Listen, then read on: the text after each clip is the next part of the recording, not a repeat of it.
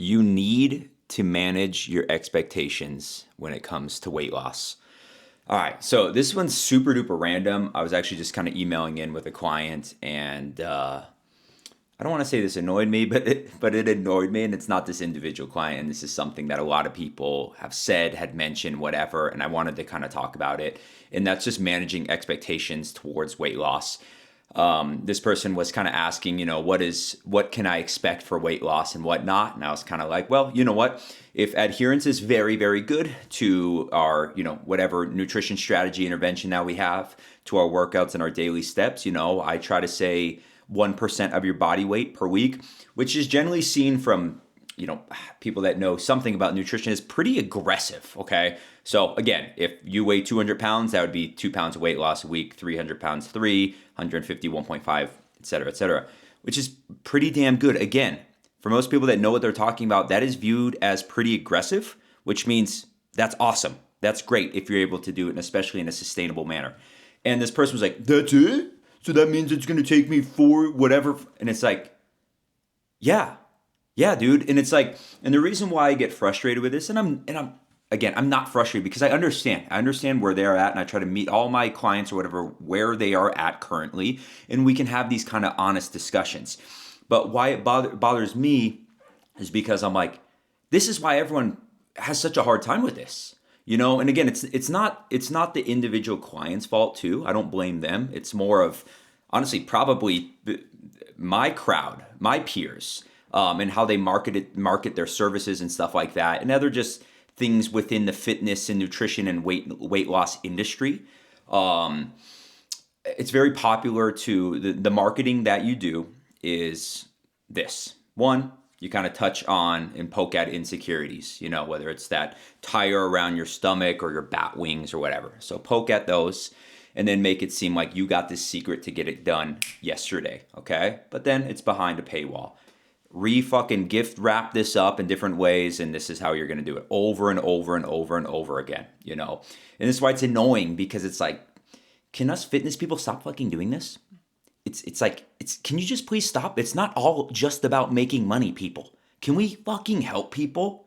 And it's like, nope, we're just going to go back to the same bullshit marketing antics, because apparently none of us have good morals or ethics around this, and we just want to make a quick buck, even if it means somewhat lying. And what we do too is like, I didn't lie to them. I didn't say that. And it's like, yeah, but you want them to come to that conclusion of you have this fucking secret that can get their weight off yesterday, So that's why this individual thinks 1% of weight loss is not very good, when I'm like, dude, that's fucking incredible, okay? That is so damn good. So that's why I'm like, dude, we need to manage our expectations. But the problem is, it's like our expectations, or a client's expectations, are based off of what they've seen marketed, what they've seen as possible or whatever from these transformations or blah, blah, blah, blah, blah, which most of those are either probably fake, like legitimately fake, or a lie, meaning it took them longer, there was some Photoshop, or they don't show you the after. And that's what I always joke about. Where's the after? I don't give a fuck about 8 weeks. What do they look like in 12, 16, 20, 24, whatever? And most of the time, the greater this change is, the faster they're going to put the weight back on, all right? And there's studies and statistics to show this. And this is why I'm also like, dude, we have to understand that the hardest part of this journey, and I share this to everyone, is actually not losing weight. Go talk to 100 strangers on the street and see if they've lost weight. I guarantee everyone will say yes, but then ask if they were able to keep it off. And that's where you'll probably have 99% say no. And the statistics are fucking scary, dude. Like, it's after like 2 or 3 years that like 90% plus will gain all the weight back, and some even more, So that's why I always try to tell people. And it's like, so why is that? So why can we lose the weight but we can't sustain it? Well, it's because that we use these strategies that are just very much not sustainable. We try to just suffer our way through. Oh, I'm going to suffer through it, and then I can go back. There's no going back. There's no fucking going back. So let's make sure that as we're doing this, we're creating somewhat, sustainable habits. So the goal is to eventually go to autopilot to be able to maintain this weight loss. And this is where it's just like, from some of these individuals, it's so damn short-sighted. And it's frustrating because I'm trying to do my part, but then I'm battling with, again, other of again, I'll just label peers of marketing and fitness and stuff like that. And it's like, it's so damn frustrating where it's like, dude, any progress is good progress. And if we're able to do it in a way that feels like it's not horrible, that it's not like, God, this sucks so bad, like that is what we're after, because this is forever, dude. This is fucking forever. So please get that through your head. This is not I'm going to do this for 8 weeks and go back. There's no fucking going back. So try to find a way that makes this sustainable for your lifestyle and remotely enjoyable and stuff like that, and be happy with any fucking progress, honestly, because there is going to be weeks at a time where you might not hit that weight loss goal. So what are you going to do then? You're going to fucking give up because you didn't hit your 1% or whatever? It's like, no, man, we got to keep kind of chugging along and pushing along, because again, that just giving up is the opposite of what we want to do. So I'm going to wrap this up. I don't want to make this too long. Again, this was just kind of a rant after this email. And it's like, please, please, please, if you're on this weight loss journey, manage your expectations. 1% of weight loss is very, very good and aggressive, but anything is good. Even maintenance. I even tell people, even weeks where we maintain, that's a win, bro. Being able to maintain, especially knowing the facts that most people gain all the weight back, being able to maintain is a huge win. Even being able to gain just a little bit, especially if things weren't perfect, that's another thing that bugs me, is people like, man, I traveled, I did this, I gained 0.2 pounds. I'm like, that's it? That's great, dude. You went off plan and only gained 0.2. That is fucking amazing. That is absolutely amazing.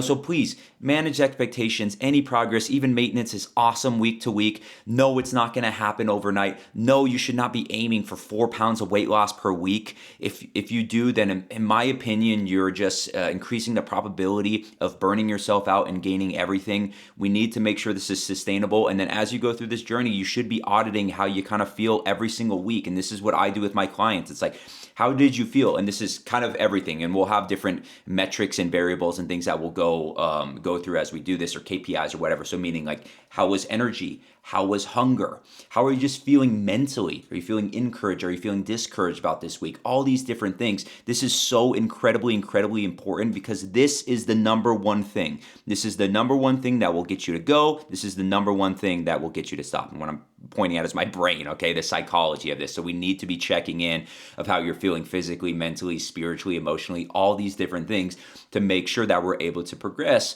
while ideally having somewhat of a smile on your face, okay? That doesn't mean that every single week and day is going to be rainbows and unicorns or whatever, but for the most part, we want to be feeling pretty stoked about this, So please, again, short wrap up, manage expectations. Any progress is freaking good progress.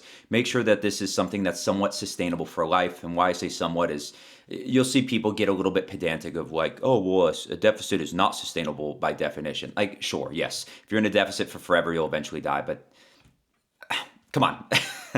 All right, you know what I mean when I say that. It's like, yes, from a deficit to maintenance, it might be a 500 to 1,000 calorie difference or whatever, but we still want to put in good habits, because the goal is to be able to do this kind of intuitively and be able to go on autopilot at some point in this journey. So I'll wrap it up there. Thanks for listening. Let me know what you think. Do you agree? Do you disagree? Like, comment, subscribe, and I'll be back tomorrow with another video. All right.